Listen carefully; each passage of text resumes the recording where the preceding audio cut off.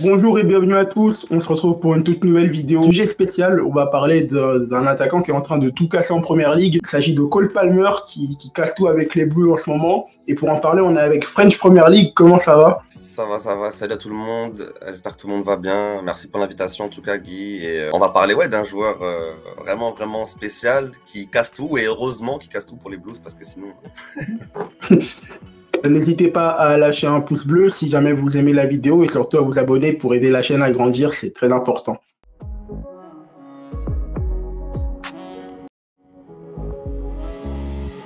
Ok, je vais revenir rapidement sur les origines de Cole Palmer. Il s'agit d'un international anglais depuis quelques temps maintenant de 22 ans. Il a une mère qui est anglaise, un père qui vient des Caraïbes, quand même qu'il est un peu d'origine camerounaise, mais bon, ça c'est... ça faut aller un peu chercher. Il a été formé à Manchester City. Il a grandi là-bas, enfin, il a grandi dans le centre de formation avec d'autres joueurs et il a été transféré récemment à Chelsea pour la somme de 47 millions d'euros parce que après le départ de Mahrez, beaucoup s'attendaient à ce qu'il prenne la place logiquement à City, mais lui par contre se disait que ça serait bouché, que Guardiola ne donnerait pas de temps de jeu, alors que pourtant Guardiola commençait déjà à le faire entraîner avec les pros depuis quelques temps avant, mais Cole Palmer sentait que c'était bouché. Aujourd'hui il arrive à Chelsea, beaucoup critiqué je pense ce choix à son arrivée, mais au final force est de constater qu'il est en train de démontrer que tout le monde a tort au final. Ah ouais, en fait, comme tu l'as très bien dit, c'est vrai que c'est un joueur qui est formé à City, qui a fait toutes les écoles là-bas depuis tout jeune. Ça a toujours été un des meilleurs de sa génération. Il a même commencé à être capitaine à partir du stade U15 ou U16, il me semble. Donc leader aussi apparemment, tu vois, il a ce côté aussi un peu leader. Mais voilà, pas de gauche vraiment hors du commun, et dès jeune, tu le voyais. Quand il était petit, il était un peu frêle physiquement, et apparemment son père lui bossait techniquement et tout, et que ça fait la différence. Il a eu raison, parce que techniquement on est sur un joueur qui est soyeux, qui est hors du commun. Et c'est vrai que son intégration avec City sous Guardiola a été très lente, voire trop lente. C'est vrai que Guardiola il aime bien prendre le temps avec l'académie. On a vu avec Foden, même si voilà, on sait que c'est un joueur incroyable, Foden. Il a mis du temps avant d'être titulaire à City. C'est la première saison où il est titulaire à City, indiscutable, alors que il l'a depuis 3-4 ans déjà. Donc c'était pareil avec Palmer. Et il me semble que quand il signe à Chelsea, avec City en pro, il doit avoir seulement moins de 500 minutes, je pense, tu vois. Pour te dire à quel point c'est peu. Et c'est là où je peux comprendre qu'il était un peu frustré et tout. Même si lui, de base, il voulait rester à City. Il l'a dit. En fait, c'est l'approche de Chelsea qui a tout changé. C'est-à-dire quand Chelsea est arrivé, l'a approché, il y a eu une discussion entre Palmer et Guardiola, et en effet c'est vrai que Guardiola apparemment il aurait dit c'est un prêt ou c'est une vente, tu vois, c'est un prêt ou c'est une vente, alors que comment dire, Palmer lui était prêt à être prêté, il l'a dit qu'il était prêt à être prêté 1 an pour venir plus fort à City, etc. Mais voilà, l'approche insistante de Chelsea a un peu accéléré les choses. Et pour finir, c'est vrai que ça me fait rire quand tu dis que beaucoup de gens étaient un peu dubitatifs quand il est arrivé, toi, à Chelsea. Parce qu'évidemment, c'était mon cas aussi. C'était le cas de la grande majorité des gens. Ah, mais frère, en fait, c'est comme... Nous, en tant que fan de foot, on est comme des enfants, en vrai. On veut, on crie, tu vois. Et moi, personnellement, au mois d'août, je ne voulais que coups douces. Je voulais entendre parler de personne d'autre. C'était l'offre du marché, c'était l'offre à saisir, tu vois. Et c'est comme quand t'as un gosse, tu vois, c'est comme si quand tu veux un bonbon, et on ne te donne pas le bonbon, mais à la place, on te donne un autre bonbon que tu connais pas. Alors oui, le bonbon était meilleur que le bonbon que je voulais à la base. Mais au moment, je ne savais pas, tu vois ce que je veux dire. Et c'est exactement ce qui s'est passé. Moi, je voulais trop coup douce. Tu me donnes Palmer, frère. Je connaissais Palmer, mais c'était l'inconnu par rapport à son potentiel. Et donc, j'étais pas content. Mais il s'avérait que le bonbon Palmer était meilleur que le bonbon coup douce. Pochettino, on parle de l'approche Guardiola-Palmer, mais aussi une approche peut-être avec Pochettino. Il a dû se sentir séduit par le projet de Chelsea, où il s'est dit que il laissait beaucoup de temps de jeu à des jeunes joueurs. Il allait faire partie de cette vague de jeunes joueurs qui ont été recrutés en même temps, si on compte Madueke, Mudryk et tout ça. Au final, bon, ils s'en sortent un peu mieux, mais peut-être que c'est sûr même, ça doit être ça qui l'a convaincu dans le projet de Chelsea. Ah mais complètement, et pour moi c'est pas trop dû à Pochettino, c'est plus dû parce que nous à Chelsea le recrutement il est vraiment, la responsabilité c'est vraiment les directeurs sportifs qui l'ont. C'est pas le coach, il est consulté, mais il est pas vraiment décideur. Donc là, pour le coup, il faut le dire. Et c'est surtout un homme que tu connais peut-être, Joe Shield. Joe Shield, c'est un recruteur de talent, de talent. Il a un vivier, cet homme-là, c'est incroyable. C'est lui qui a sorti les Foden, qui a sorti les Lavia. Donc, il était à City, du coup, il y a pas très longtemps. Il est aussi passé par Southampton, il me semble. Joe Shield, pour ceux qui ne connaissent pas, c'est un recruteur de talent. Donc, il est à Chelsea aujourd'hui. C'est lui qui nous a ramené Lavia. C'est lui qui nous a ramené, du coup, Palmer. Enfin, quand je dis qu'il nous a ramené, c'est lui qui a conseillé fortement ces joueurs-là. Et derrière, Chelsea, en effet, est parti les prendre. Donc, il a l'œil, ce mec-là. Il a l'œil, ce mec-là. Et en effet, c'est vrai que l'été dernier, Chelsea avait un besoin au poste de lié droit. Donc, il savait très bien qu'il venait pour une place de titulaire. En tout cas, il n'y avait pas grand monde pour lui disputer cette place de titulaire-là à droite. Donc, ouais, clairement, le temps de jeu a été un argument, je pense, massue pour Palmer.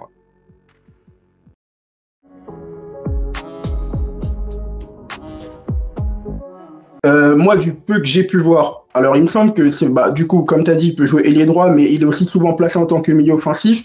Et ce qui est assez intéressant avec lui, c'est que je trouve que, un peu comme, voilà, à minimum, mais un peu comme un Messi par exemple, il a cette faculté de pouvoir commencer une action généralement du côté droit, ou même du côté gauche, mais du coup, dans son cas, plus du côté droit, de se réaxer et surtout de faire pas mal de passes lobées. Alors, ça paraît d'être pas grand-chose comme ça, mais tu te rends compte que c'est ce genre de passe qui crée pas mal de percussions, qui permet de réaxer un peu le danger, enfin, de pouvoir changer de direction au danger à l'attaque de Chelsea.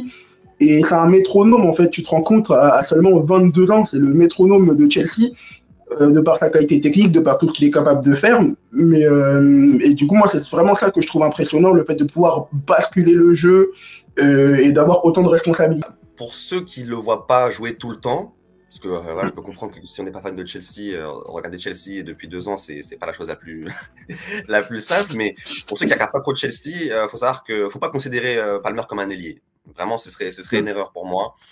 Même s'il squatte beaucoup le côté droit, c'est ce qu'on appelle un inverted forwards, comme ils disent en Angleterre, c'est-à-dire que c'est vraiment un ailier inversé. Donc un ailier qui, dès qu'il a le ballon, va chercher à repiquer. C'est pas un ailier qui va manger la ligne, mais du tout. Il va plutôt laisser le couloir à son latéral. Ce qui est très fort chez Palmer, c'est sa palette. Sa palette est hyper large. Déjà, sans ballon, son intelligence, tu vois que l'école City, c'est fort sur ça. L'intelligence de jeu, le QI, c'est fort. Et en plus, une de ses idoles, Kevin De Bruyne, tu sens aussi ça. En fait, moi, tu la compares à Messi, mais bon, toute proportion gardée. Je pense qu'encore une fois, toute proportion gardée aussi, il faut que tu la compares à Kevin De Bruyne. Et c'est aussi peut-être l'une des raisons pour laquelle Guardiola s'est séparé de Palmer, c'est que les profils sont très très similaires. Et il y a eu des petits bruits, des petites rumeurs comme quoi si Guardiola l'a laissé partir et ne regrette pas forcément, c'est que c'est pas forcément le profil qu'il cherchait. Il cherchait plus des ailiers percutants, comme on peut le voir avec un Doku, avec un Grealish, un Oscar Bob, tu vois, un Savio qui va arriver, donc plus ces profils-là. Le profil de Bruyne, Guardiola considérait déjà l'avoir avec Foden, avec Silva, avec Kevin De Bruyne. Donc c'est un joueur qui est très polyvalent. Quand il reçoit le ballon, il peut repiquer, il peut créer, passe court, jeu haut, jeu long, il peut tout faire en fait. Un peu comme un Mesut Ozil aussi, tu vois, ce profil-là de joueur offensif polyvalent plus qu'un ailier. Si tu le limites à ailier, c'est une grosse erreur. Vraiment un milieu offensif capable de se déplacer partout et de pouvoir créer du danger dans n'importe quelle position, quoi. Exactement, et te servir de la façon dont tu le veux. Je sais pas si tu te rappelles de cette interview de Thierry Henry qui disait que comment Wenger lui avait appris à utiliser les qualités de ses coéquipiers. Il disait que Robert Pires, il préfère le 1-2. Il disait que Nanani, que Ljungberg, si je me mets dans cet axe-là, il va pas me voir parce qu'il a pas la vision. Nanana. Et il disait que Bergkamp, c'était un joueur qui pouvait faire ce qu'il voulait, il allait lui donner le ballon qu'il fallait. Tu sais, ces joueurs qui, techniquement, ont cette magie, ont ce pied qui te permet de fais l'appel et il va te le donner. Et ben, Palmer, cette catégorie-là. Les Bergkamp, les Mesut, les Kevin De Bruyne, c'est ces joueurs-là. Fais un mouvement, frère, t'inquiète pas, il va te servir. Mais c'est surtout un joueur qui stat cette saison. Et on sait que voilà, dans l'ère actuelle, c'est très important. 20 buts en première ligue, 9 passes D aussi. Et après, si je compte la coupe, c'est 2 buts et 2 passes. Et certes, il y a beaucoup de pénaltys qui sont marqués. La manière de voir dont il obtient les pénaltys, tu vois que des fois, il y a quelques cafouillages entre les joueurs, mais bon, ça, c'est pas grave. C'est un joueur qui a confiance en lui, tout simplement. Est-ce que pour toi, c'est cohérent qu'il state autant au bout de sa première saison? Et au vu de comment il joue, est-ce que tu peux en parler un peu plus de son impact, notamment, et de ses performances? Son impact statistique, je vais te dire que ça montre que il fait partie de cette catégorie de joueurs qui est au-dessus. Tu vois, il y a des bons joueurs, il y en a partout. Des bons joueurs, il y en a vraiment, vraiment partout, tu vois. Mais les meilleurs sont les mecs qui ont un impact statistique. Parce que si t'es bon sur un terrain de foot, statistiquement, ça se voit. Et les meilleurs joueurs sont les joueurs décisifs, tu vois. Et le truc, c'est que pour moi, l'argument penalty, il va pas forcément contre lui, parce que déjà, comme tu l'as dit, les penalties, il faut les mettre. Et cette saison, il est à 100%. Ça montre de la confiance en soi. Il a eu des penalties en fin de match, sous la pluie, contre son ancien club. Tu vois, la pression à son maximum. Il a pas tremblé. Il a confiance. Il a allumé Ederson. Non, mais vraiment, genre, il a mis des penalties qui étaient compliqués aussi. Des penalties dans des derbies contre Tottenham et tout. Genre, il a pas mis des derbies à Luton Town, on gagne 3-0. Tu vois ce que je veux dire? Il a mis des penalties avec pression. Il a mis des penalties avec pression. Et en plus de ça, même quand il mettait que des penalties, parce que dans ses 5-6 premiers buts en première ligue, il y a 4 penalties, je crois. Sur les 5 premiers, sur les 6 premiers, il y avait 4 penalties. Donc au début, il y avait ces trucs de penalty, le mec qui marque comme ça. Mais même dans les matchs, le gars était impactant. Donc c'est pas comme si le gars il se cachait derrière les penalties, tu vois ce que je veux dire? C'est pour l'instant, il marquait pas dans le jeu, mais finalement derrière c'est arrivé parce que on voyait que le joueur était fort. Donc non, la passe statistique pour moi il est logique et il est très fort. Je veux dire, on n'a pas vu une saison statistique comme ça sur une première saison à Chelsea depuis Hazard, et là il est en train de tabasser Hazard. Pour te dire à quel point Hazard c'est quelqu'un, et là sa première saison à Chelsea est meilleure que Hazard statistiquement. C'est quand même lunaire. Après c'était pas le même Chelsea, ça c'est clair et net, mais il porte l'équipe, tu vois. Il montre qu'on n'est pas sur un feu de paille. Son impact statistique montre qu'on est sur un joueur sérieux sur les années à venir. Il me semble que c'est depuis le mois d'octobre qu'il est plus sorti de la feuille de match de Pochettino. Il t'a parlé du match contre City. Moi, c'est à partir de ce match-là vraiment que j'en ai entendu parler comme une sensation cette saison. À quel joueur Est-ce que, par exemple, les joueurs à qui il est comparé actuellement, comme ses principaux rivaux, on va revenir après, mais notamment chez les Three Lions, tu penses à du Saka, à du Foden, est-ce que pour toi aujourd'hui, il est au-dessus d'eux? Cette saison, pour moi, il est au-dessus de Saka. En fait, c'est simple. Okay. Enfin, après, c'est une discussion qui pourrait être un peu plus, qui pourrait être très longue pour le coup. Mais c'est vrai que dans cette discussion de Player of the Year en Première Ligue, pour moi, Foden pour l'instant est numéro 1. Je dirais que Rodri est numéro 2. Et après, t'as énormément de joueurs qui postulent. T'as un Watkins qui est ouf cette saison. T'as plein de joueurs comme ça. Moi, en tout cas, je mets Palmer top 5. Et je pense qu'il y a des arguments pour le mettre top 3. Après, ça faudra attendre la fin de la saison pour avoir un mot définitif. Mais en tout cas, je le mets devant Saka. Il stat plus, il est plus important. Je pense qu'il a moins de déchets. Et je pense que après Saka, moi, c'est un joueur que je respecte énormément. Peut-être qu'il y a des fans d'Arsenal qui regardent la vidéo, ils vont se dire ouais, c'est un fan de Chelsea, c'est un hater et tout, etc. Je déteste pas Arsenal du tout. Je déteste pas Saka du tout. J'aime beaucoup la génération anglaise. Cette génération anglaise, je l'aime beaucoup. J'aime tous les joueurs quasiment. Franchement, les Foden, les trucs, je kiffe tous ces joueurs-là. Bellingham, Rice, je kiffe tous ces joueurs. Mais Palmer, là, ouais, vraiment, il me montre des choses. Sa première saison titulaire, quoi, en fait, surtout. Je te dis que quand je dis avant qu'il signe à Chelsea, il doit avoir 500 minutes en pro. Il arrive, bam, direct, bam, c'est fort, direct. Mais c'est là que tu vois, justement, il a un mental en béton parce que à côté, dans le même club, tu as des joueurs comme Mudryk. Tu vois que ça fait 2 ans, on dit d'attendre et c'est pas pour taper sur lui, hein. Mais tu vois qu'il y en a, ils prennent plus difficilement que d'autres. Alors que lui, tu vois qu'en une saison, par exemple, il a une certaine complicité avec un Raheem Sterling qui est évidente sur le terrain. C'est comme si en fait il a joué au club depuis au moins 2 ans, alors que c'est vraiment sa première saison, c'est ses premiers mois au club. C'est là que tu vois un vrai leadership. De toute façon, quand tu es le métronome d'une équipe comme Chelsea, peu importe l'état dans lequel il est, à 22 ans, quand tu es le playmaker, le métronome de cette équipe, c'est que t'as un mental d'acier et que tu viens pas de nulle part. Donc, ça reste un club du Big Six où il y a beaucoup de pression. Même si l'équipe ne performe pas bien, ça reste un club où il y a beaucoup de pression. Et pour moi, en fait, ça montre juste qu'il est born ready, comme on dit. C'est un mec, il est né prêt pour ça. La pression, il la boit. Et comme tu l'as dit, il y a des Mudryk, des joueurs comme ça.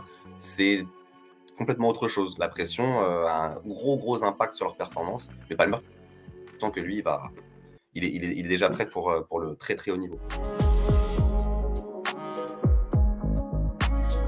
Où est-ce que pour toi, tu vois des axes de progression dans son jeu? Et même, qu'est-ce qu'il pourrait donner peut-être avec des meilleurs joueurs, par exemple? Parce que là, c'est vrai que, comme on dit, il n'est pas entouré du meilleur Chelsea. C'est une très bonne question. Et la réponse va être un peu bateau. Parce que, en vrai, moi, un mec qui m'apporte là, admettons, il finit la saison en 20-10 en première ligue, qui apporte 30 goals et assists dans une saison, je m'attends à rien de plus. Je m'attends à rien de plus. De 100 ballons. Le mec est hyper important, pressing, contre-pressing, intelligence de jeu, lecture des lignes de passe adverses, etc. Le gars est trop fort, trop complet. Je pourrais te dire, ouais, je voudrais qu'il soit bon dans le jeu aérien. Rien à foutre qu'il soit bon. J'en ai rien à foutre. Il est parfait déjà. C'est ça qui est mon frère. Il est déjà parfait. Si tous les ans, il peut arriver, il peut être en, vas-y, plus 15, il peut être en 15 buts, 10 passes tous les ans. Monsieur, merci. Serre la main et merci pour tout. Ah, tu vas finir légende du club, légende de première ligue. Je lui demande rien de plus. Je lui demande juste d'être. Enfin, tu vois, la qualité la plus dure à avoir dans le football, de haut niveau surtout, finalement, c'est la régularité. Donc, frère, là, t'as tout. Si tu peux avoir la régularité, t'as fini le jeu. En tout cas, à Chelsea. On a un peu abordé le point, et je pense que ça va être une des dernières questions. Par rapport à l'Euro, en fait, la génération anglaise, il y a vraiment trop de joueurs, c'est un truc de fou. Et tu parlais de Foden, de Saka, de Watkins. Enfin, Watkins, c'est plus un buteur, mais est-ce que pour toi, déjà, tu le vois être dans le groupe pour aller à l'Euro, et est-ce que surtout, tu le vois avoir une place dans le 11? Avec tous les joueurs qu'il y a, ça va être assez compliqué. Mais honnêtement, si je peux donner mon avis, je pense qu'il sera dans les 23, ou au-delà, qu'il a dit, c'était les rallongés. Maintenant, pour une place de titulaire, c'est vrai que ça tape quand même. Bah, c'est une excellente question, hein. Franchement, moi, cette équipe d'Angleterre-là, je suis vraiment fan de cette génération, comme je t'ai dit. Et c'est vrai que là, il y a tellement d'options offensives que tu te dis, waouh, surtout que c'est vraiment un truc de fou. Après, je pense que le fait qu'à gauche, il n'y ait pas forcément de mecs qui sortent du lot et que Palmer peut potentiellement jouer à gauche, fait que, en vrai de vrai, si tu veux mettre les meilleurs joueurs sur le terrain, tu mets Palmer à gauche, Kane en pointe, Saka à droite, et on va dire tu mets peut-être 2-8 là, Bellingham, Foden, avec Rice en 6. Là, tu as mis tes meilleurs joueurs sur le terrain. Et t'as encore du Madison sur le banc et tout, c'est n'importe quoi. Ouais, t'as même du Jack Grealish. Non, mais tu vois, c'est n'importe quoi. Mais si tu veux mettre les meilleurs joueurs, non mais imagine comment ça joue au foot. Rice, Foden, Bellingham, Palmer, Saka, Kane. Imagine comment ça joue au football. C'est n'importe quoi. Voilà, après, pour une cohérence de jeu, peut-être que tu peux mettre Grealish à gauche, peut-être que tu peux mettre Rashford ou quoi. Il y aura des options. Mais pour moi, Palmer, en tout cas, fait une bien meilleure saison que Grealish et Rashford. Donc sur la méritocratie à l'Euro, tu pourrais partir sur un Palmer à gauche, ce serait pas déconnant. On a comparé Palmer avec d'autres talents de première ligue. On a vu ce que ça pourrait donner sur les prochaines années, enfin ce qu'on attend de lui, du coup, juste de la régularité. Et moi, en tout cas, si je devrais dire un mot de conclusion, c'est vraiment un joueur qui est surprenant cette saison. On est dans une ère où, de toute façon, dans le foot, en 6 mois, ça peut aller très vite. Carrément, même lui, il disait qu'il n'y croyait pas quand il a été sélectionné pour la première fois par Gareth Southgate, parce que même lui, il dit que ça va trop vite. Et justement, ce qu'on attend, voilà, comme tu as dit, c'est de la régularité, et juste qu'il confirme à son échelle, à son niveau. Il a que 22 ans. Et même s'il fait une saison moins bien l'année prochaine, il aura le temps de se reprendre. C'est comme un Haaland actuellement qui est un peu dans la panade. Enfin, balade, mais que quand même dans le meilleur buteur de première ligue. Donc bon, j'espère juste pour lui que ça va continuer d'aller dans ce sens-là et qu'il aide surtout Chelsea à redorer son image, quoi. Il sera pas le seul à avoir cette mission sur le dos, mais en tout cas sur le terrain, lui fait le boulot. Maintenant, en effet, il faut que Chelsea l'entoure de joueurs un peu plus d'expérience. Il faut qu'il lui donne un œuf finisseur parce qu'il va pouvoir lui créer des actions et que le mec puisse finir. Donc il y a beaucoup de boulot encore à Chelsea. Il y a plus d'1 milliard de dépensés, mais il y a encore beaucoup de boulot à Chelsea. Mais en tout cas, dans ces 1 milliard dépensés-là, évidemment, il y a des bons pics, il y a des très bons pics et des très bons coups qui se cachent parmi ces dépenses-là. Et le côté droit à Chelsea, Gusto, Palmer, pour les deux, c'est moins de 80 millions d'euros. Et c'est deux cracks qui vont avoir de très, très belles années devant eux. En tout cas, on l'espère. Bon, en tout cas, merci à toi, French Premier League, pour m'avoir accompagné sur cette vidéo et même d'avoir répondu à mes questions autour de Cole Palmer. N'hésitez pas à vous abonner à sa chaîne YouTube.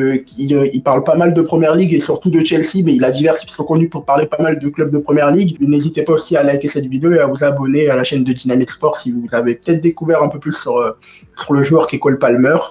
Les gars, likez fort tout ça. Merci pour l'invitation et à très très bientôt pour une nouvelle vidéo sur Dynamic Sport. Let's go.